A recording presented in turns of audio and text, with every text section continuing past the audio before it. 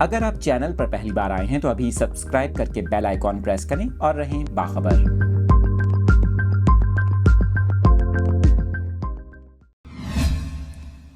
موسم سے متعلق یہ لیٹسٹ اپڈیٹس اپنے ناظرین کے ساتھ شیئر کر رہے ہیں۔ ملک میں سردی کی شدید لہر کا امکان ظاہر کر دیا گیا، جبکہ آپ کو بتائیں گے اس دوران ملک کے مختلف علاقوں میں درجہ حرارت میں مزید کمی ریکارڈ کی جا سکتی ہے۔ اس حوالے سے آپ کو بتائیں غیر سرکاری موسمیاتی ماہرین کا یہ کہنا ہے کہ آئندہ ہفتے سے ملک میں موسم سرما کی باقاعدہ پہلی سردی کی لہر اثر انداز ہونے کا امکان ہے، جبکہ اس دوران ملک کے پہاڑی مقامات، شمالی بالائی حصوں میں درجہ حرارت نقطہ انجماد یا اس سے بھی نیچے گر جانے کی توقع ہے۔ آپ کو بتائیں ملک کے میدانی علاقوں میں بھی درجہ حرارت 3 سے 9 ڈگری سینٹی گریڈ تک ریکارڈ ہو سکتے ہیں۔ اس کے علاوہ غیر سرکاری ماہرین موسمیات کا یہ کہنا ہے کہ صوبہ سندھ اور صوبہ بلوچستان میں بھی آئندہ ہفتے سردی کی شدت میں اضافہ متوقع ہے، جبکہ